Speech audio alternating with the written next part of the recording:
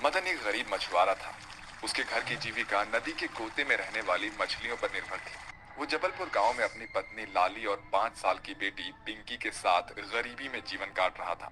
वो नदी ही उसका नित्य कर्म थी। उसका सादापन उसके पहनावे से साफ झलकती थी। फीकी सी धोती और मटमैले कुर्ते के साथ कांधे पर एक गमछा। लाली, मैं जा रहा हूँ। अरे जरा सुनो, लाल चाय बनाई है, थोड़ी पीते जाओ। सुबह के पहले आहार से मुंह मोड़कर नहीं जाते। अरे इस चाय के चक्कर में सूरज की लाली अगर धधक धधक कर पड़ी तो नदी की सारी मछलियाँ गोते में जाकर बैठ जाएंगी, और अगर मछलियाँ पकड़ में नहीं आएगी तो बाजार में क्या बेचूंगा, और कैसे जलेगा चूल्हा। अजी कितनी बार कहा है, कुड़कुड़ाना छोड़ दो। जो भाग्य का होता है वो हाथ आ ही जाता है। चाय पीकर जाओ। मदन गटागट से चाय पीकर जाला लेकर नदी पर आता है, जहाँ उसके दोस्त खेतान और मुरली कहते हैं, अरे कहाँ रह गया था घनचक्कर कहीं का? हाँ? तेरी बाट जोते जोते हमारी आंखें थक गई थी। देख देख, सारी मछलियां पानी के अंदर समा गई हैं। अरे बिगड़ क्यों रहा? चल जाल डालकर देखते हैं, थोड़ी मछली तो हाथ आएगी। मदन बड़े आस के साथ नदी में जाला डालता है। सुबह से शाम हो जाती है मगर जाले में एक भी मछली नहीं फंसती, जिस कारण उसके दोनों दोस्त कुड़कुड़ाने लगते हैं। कहा था मैंने, इस मुखचंद को कुछ भी नहीं मिलेगी। समय गवा दिया तुमने। तू जानता है ना, हम गरीबों के घर का चूल्हा रोज की कमाई से जलता है। आज एक भी मछली नहीं पकड़ी, अब बगैर मछली बेचे कहाँ से आएगा आटा दाल खरीदने का दाम है? मदन निराश हो जाता है और बोलता है, माफ कर दे दोस्त, नहीं जानता था कि मेरी कोशिश खाली चली जाएगी। काश कि पैसों के पेड़ का कथन सच होता और हम गरीबी के गहरे से निकल जाते। अच्छा, इस नदी की गहराई में गोता लगाओ और मिटा लो अपनी गरीबी। वो कैसे? अरे इस नदी के अंदर जादुई दुनिया बसी है, मगर ये जोखिम से भरा हुआ है। अब कुछ बरस पहले अब मेरे दो दोस्त अंदर गए थे, मगर लौटे ना ही, और जो लौट कर आया वो तो माला माल हो गया। अरे कैसी बावली बातें कर रहा है तू? हाँ? नदी के अंदर भला जीवन मुमकिन थोड़ी है। मदन मुरली की बात टालकर घर चला आता है, मगर उसका मन नदी के अंदर की जादुई दुनिया को देखने के लिए उफन रहा था। वो अपनी पत्नी को सारा वाक्य बताते हुए बोलता है, लाली तुम सुबह मेरे लिए प्याज रोटी और पानी बांध देना। इस गरीबी में दिन काटने से भला है मैं एक कोशिश करना चाहता हूँ, क्योंकि जीवन भर भी मछली बेचकर मैं अपनी पिंकी को कभी अच्छे स्कूल में दाखिला नहीं दिला सकूंगा, ना ही उसकी पढ़ाई लिखाई और भविष्य के लिए कुछ कर पाऊंगा, और ना ही ब्याह के लिए कुछ बटोर पाऊंगा। लाली मदन की बातों से सहमति जताती है। अगली भोर वो तैयारी के साथ सूरज की किरण फूटते ही नदी के किनारे आ पहुंचता है।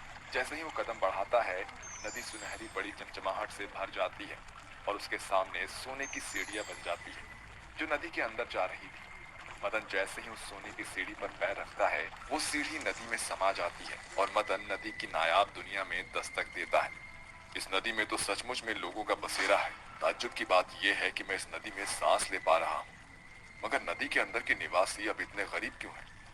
मदन ऐसा सोच ही रहा था कि एक अपाहिज बूढ़ी भिखारिन एक चक्का पटरी पर बैठी हुई घसीटती हुई मदन को घेर उसके आगे हाथ बढ़ाते हुए कहती है, मदद करो। सुनो बेटा, मुझ गरीब पर तरस खाओ, कुछ खाने को दे दो। मेरे पास खाना खरीदने के लिए पैसे नहीं, भूख से आते सूख रही है। भिखारिन की बदहाली देखकर मदन का मन पसीज जाता है और वो अपने खाने की पोटली से रोटी और प्याज निकाल कर उस बूढ़ी भिखारिन को देते हुए कहता है, ये लो अम्मा, मेरे पास तुम्हें देने के लिए बस ये प्याज और रोटी ही है। अरे बेटा, भूख में तो सब अमृत का स्वाद देता है।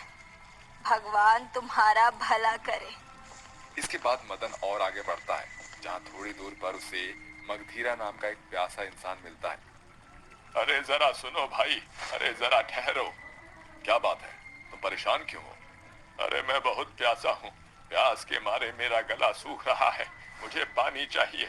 मैंने हर राहगीर से पानी मांगा, मगर मुझे एक बूंद भी पानी नहीं मिला। पानी के लिए मेरी जान पर बन आई है। काश कोई मुझे पानी पिला देता। उस प्यासे को पानी के लिए ललकता देख मदन अपने झोले से पानी की बोतल निकाल कर उसे दे देता है। ये लो पानी। शुक्रिया भाई, तुमने मुझे गरीब की प्यास बुझाई है, भगवान तुम्हारा भला करे। इसके बाद मदन और आगे बढ़ता है, जहाँ एक बीमार उसे घेर कर कहता है,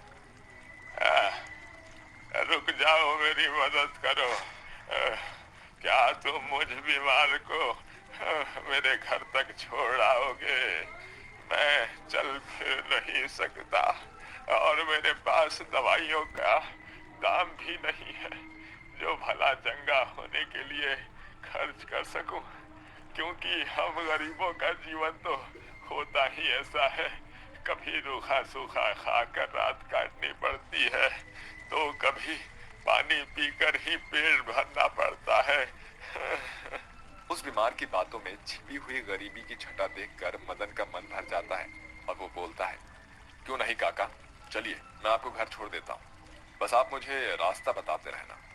मदन उस बीमार के बाह को अपने कांधे पर धरकर उससे बतियाता हुआ आगे बढ़ता है और कुछ पल बाद वो बोलता है, बस बेटा, मुझ बीमार का गरीब खाना यही है। अब माफ करना, मैं तुम्हें चाय पानी के लिए नहीं पूछ सकता क्योंकि मुझ गरीब के घर के खत्ते खाली हैं। मदन झट से अपनी जेब टटोलता है और कुछ पैसे उसे देकर कहता है, ये लो काका, कुछ पैसे रख लो, आपके काम आएंगे। इसके बाद मदन हताश होकर खुद से बड़बड़ाते हुए बोलता है, ये कैसी जादुई दुनिया है, हा? जहाँ के निवासी गरीबी में जीवन बिता रहे हैं। और सबसे ज्यादा ताज्जुब की बात यह है कि इस नायाब नदी में रहकर भी मेरी भेंट एक प्यासे से हुई है। मदन ऐसा सोचते हुए आगे बढ़ ही रहा था कि तभी उसकी नजर छोटे बच्चे के एक झुंड पर छिटक पड़ती है और चिंकी नाम की एक बच्ची बोलती है, अंकल, क्या आप हम गरीब बच्चों का घर बनाने में मदद करेंगे? हम अनाथ हैं, हमारे आगे पीछे कोई नहीं, इसीलिए हमारा घर भी नहीं। सर्दियाँ शुरू होने वाली है, मगर ये फूस का घर हमसे बन ही नहीं रहा। चिंता मत करो बेटी, मैं तुम्हारा बसेरा बनाऊंगा। बड़ी मेहनत के बाद मदन उन गरीब बेसहारा बच्चों का घर बनाकर आगे बढ़ जाता है। इस तरह वो जादुई नदी में बसे बहुतेरे गरीब लोगों की मदद करता है और अंत में एक बंजर पेड़ के ओट से सट कर बैठ जाता है। मुझे इस जादुई नदी में आना ही नहीं चाहिए था। जब इस नदी में रहने वाले लोग गरीबी में जीवन काट रहे हैं तो ये मेरी किस्मत के खाक बदलेगी। मदन ऐसा बोल ही रहा होता है कि तभी बंजर पेड़ हरा भरा होकर लहलहाने लगता है और उसके पत्ते पैसे में बदल जाते हैं। साथ ही सभी डालियां सोने के सिक्कों से लदकर झूम उठती हैं और पेड़ सुनहरी रोशनी से जगमगाते हुए बोलता है, निराश मत हो मदन, मैं इस जादुई नदी का पहरुआ हूँ। यहाँ आने वाले लोगों को गरीबी की दुनिया से होकर गुजरना पड़ता है और अपनी परख में तुम पास हुए, तुम सफल हुए, इसलिए तुम इस सारे सोने के सिक्के और पैसे के वारिस हो। एक जादुई पेड़ झमाझम झूमते हुए अपनी टहनी पर टिमटिमाते सोने के सिक्कों को गिराने लगता है। साथ ही पैसे भी पतझड़ के पत्तों जैसे झड़ने लगते हैं जो एक मखमली बड़ी पोटली में भर जाते हैं। जाओ, इससे तुम्हारा गरीब जीवन बदल जाएगा। शुक्रिया पेड़, मैं तो समझ रहा था कि जादुई नदी गरीबों की दुनिया है, नहीं पता था कि वो सिर्फ एक छल था। मुझ गरीब की मदद करने के लिए आपका बहुत बहुत शुक्रिया। मदन उस पोटली को कंधे पर लटकाए हुए घर के लिए आगे बढ़ता है, जिसके साथ सभी गरीब गायब होने लगते हैं और वो जादुई नायाब नदी से अपने गांव लौट आता है। माँ, देखो, पिताजी आ गए और उनके पास एक पोटली भी है। भगवान का शुक्र है, तुम आ गए। मेरा तो जी चिंता में घुले जा रहा था। मदन लाली को जादुई नदी के अंदर घटा सारा वाकया